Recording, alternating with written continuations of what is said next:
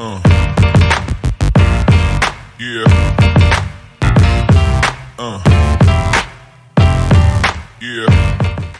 Até o Velho Testamento, Deus operava por Jesus, só por Jesus, apenas por Jesus e amém. Jesus precisava vir. Antes de Jesus ele deu as leis. Falou, tem a lei, você tem que matar. Depois de Jesus, a partir de Jesus é a igreja. A face de Jesus, ela resplandece a glória de Deus. Quando as pessoas estavam olhando a Jesus, eles olhavam a Deus. A face da igreja resplandece a face de Jesus. Quando nós olhamos para a igreja, nós teoricamente estamos olhando para Jesus, porque Ele é só uma carne como ela. Ela é a sua esposa, ela é a sua mulher. E eu quero falar muito sobre edificação da igreja. E eu queria falar para vocês que Deus não precisa de você. Você não é importante para a edificação da igreja. O próprio Jesus disse: eu edificarei a minha igreja. 1 Reis 6:7. Hoje vocês vão ler um pouco de Bíblia. E a casa, quando estava em construção, foi construída de pedra preparada antes de ser trazida para lá, de forma que não tinha nem martelo, nem machado, nem qualquer ferramenta se ouviu na casa enquanto ela estava em construção. Veja, o templo foi construído, as pedras caíam e entravam em cada lugar propício a ela. Jesus, ele é a pedra angular, nós somos as pedras vivas. Mas uma pedra não é igreja. Um tijolo não é uma casa. Precisamos de mais de um tijolo para construir uma casa. Precisa mais de uma pedra viva para existir a igreja. Mas a lapidação dessas pedras, não havia barulho de martelo, não havia barulho de machado. Você pode tentar inventar coisas para edificar as pessoas, mas você não consegue. O único que consegue é Jesus. É o momento dela sair de um prazo de cheguei dentro da igreja. Esse papel dela, ela começa a encaixar naquilo que ela precisa fazer. E isso eu falo não só para mim, mas para toda a liderança. Os métodos não podem ser messiânicos. O encontro é incrível, mas quem salva, quem restaura ainda é Jesus. As conferências que a gente faz, o encontro de mulheres, a célula não salva ninguém, continua sendo Jesus. É Ele que edifica a igreja dele. Há tempo para todas as coisas. Uma pessoa chegou ruim, não é um curso que a gente vai dar, não é um encontro que ela vai ser mudada, é por Jesus e só por Ele. E todas as vezes que queremos roubar a glória dele, nós colocamos para nós. E isso não é ser igreja. Porque a igreja é uma casa, é uma esposa para o seu filho. E todas as vezes que dizemos, não, você não está preparado para algo, nós estamos dizendo, Jesus, você é incapaz de transformar alguém.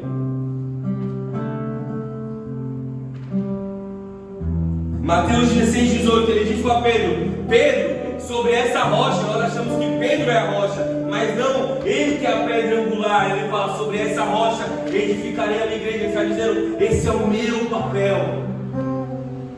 Nós vemos quantas vezes que quem convence o homem do pecado é o Espírito, é quem transforma, não é a palavra que eu estou pregando que vai transformar você, mas é o Espírito Santo dentro de você. Não devemos tirar isso deles. Você não veio para cá porque tem uma luz azul, porque tem LED, porque o fundo é preto. Não, tem um monte de igreja. Você veio para cá porque aqui é a igreja do Senhor. Não é a igreja do pastor fulano de tal, não é porque tem uma placa, não por causa disso. É porque é a igreja de Jesus. E Ele é o marido dela. Eu queria que vocês abrissem Cantares. Vou falar um pouco sobre Cantares. Cantares é um livro profético. Quem escreve Cantares é Salomão. Por que ele é um livro profético? Porque está dizendo do amor de Jesus para com a igreja para com Jesus. E Salomão é filho de quem? E as pessoas chamavam Jesus do quê? Ele é um livro profético. Cantares 8. versículo 7.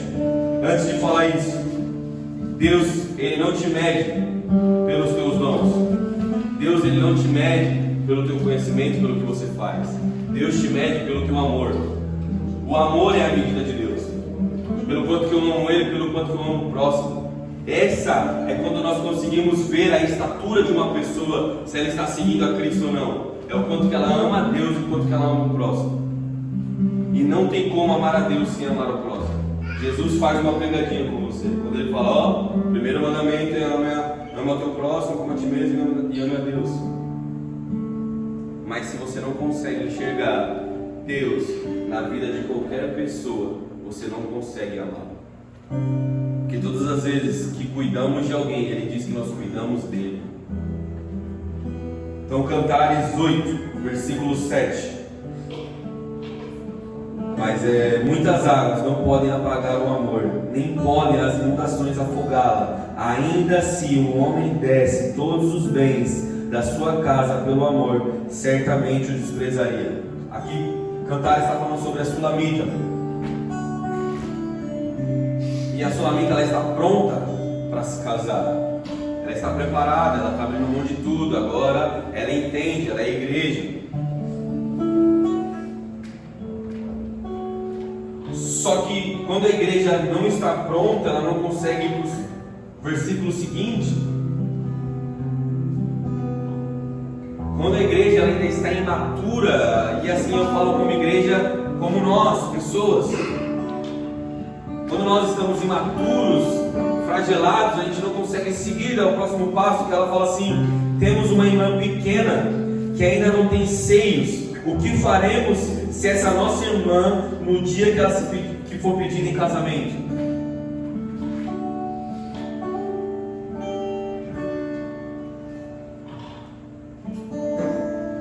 Hoje a igreja tem vindo mais jovens e não que essa palavra não seja para mais velhos, não é isso, mas talvez você seja essa pessoa pequena,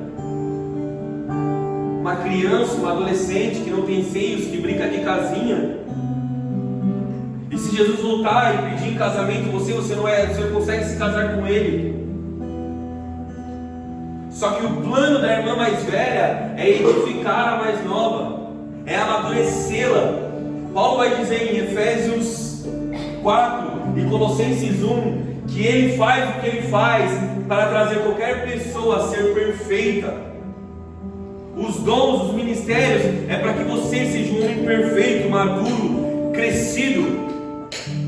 Jesus, quando Ele ressuscita aquela menina em Marcos, não vou lembrar agora, que Ele fala Talita cumi, que é menina, ordena, levanta-se. Ele fala, a menina não estava morta, ela só dorme, porém dê alimento a ela, porque ela ainda é pequena, ela é criança. Efésios vai dizer que para uma pessoa crescer, ela precisa se alimentar. E o problema das igrejas é que a gente está dando muita comidinha fresca, muita papinha, mas não damos um alimento sólido e não conseguimos amadurecer. O problema que a igreja hoje brasileira está passando é que ela é imatura. 2 Coríntios 11. Olha o que Paulo diz, ele fala assim: quisera eu suportar em Deus um pouco mais a minha loucura, e de fato suportar-me, porque eu tenho ciúme sobre vocês, como um ciúme divino, porque eu tenho despojado como um marido, para vos apresentar como uma virgem pura a Cristo. Paulo está agoniado falando, vocês são uma menininha ainda.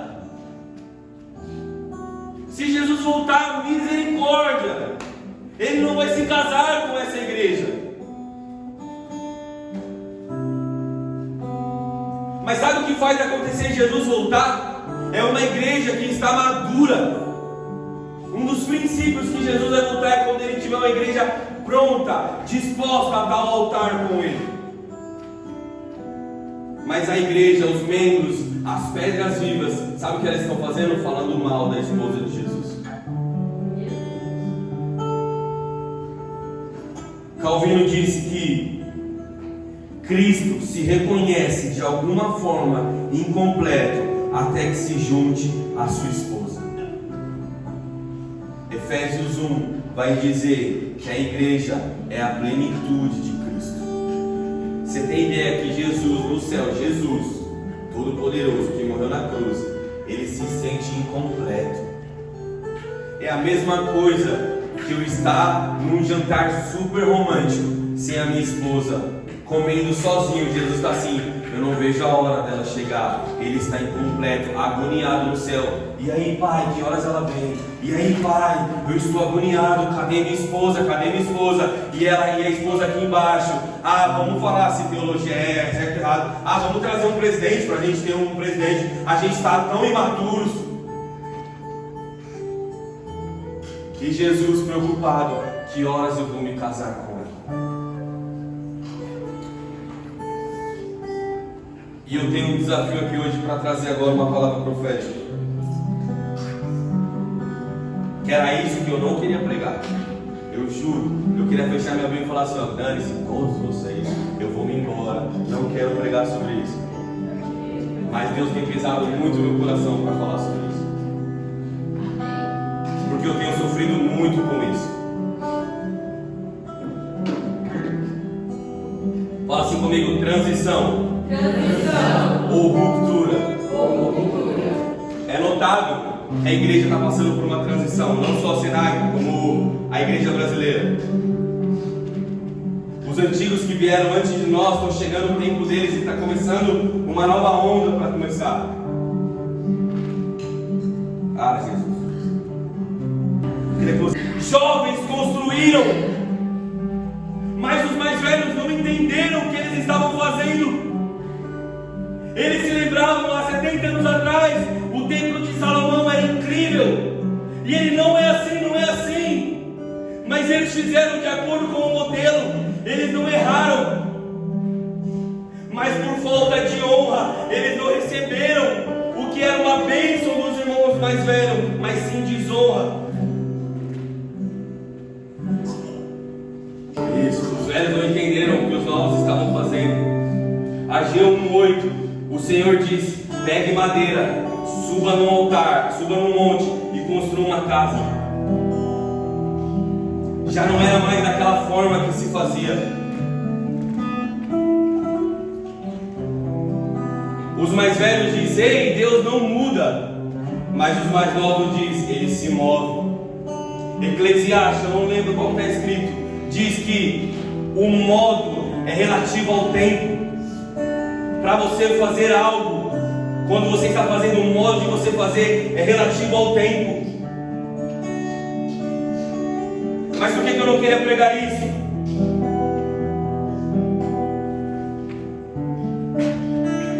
Porque por muito tempo eu fiquei travado espiritualmente, porque eu não recebi as bênçãos dos meus antigos, porque eu não honrei eles. Talvez você ache que eu estou aqui porque eu sou irmão da Thalita, que é casada com o Danilo, que é filho do pastor, mas não. Antes de mim veio o Geraldo Gonçalves. Antes de mim veio o Rosimeire. Antes de mim veio a pastora Thalita, pastora América. Antes de mim veio o Laércio. Antes de mim veio o pastor Alberto, Eliane. Eles eram homens de Deus que estavam atrás de mim. E diz que a pregação dos fins dos dias é converter o coração dos pais aos filhos e dos filhos aos pais. Aonde no meio da igreja houve muita desonra, a partir dos fins dos tempos de agora, a pregação não é mais desonrá-los, é honrando. Agora nós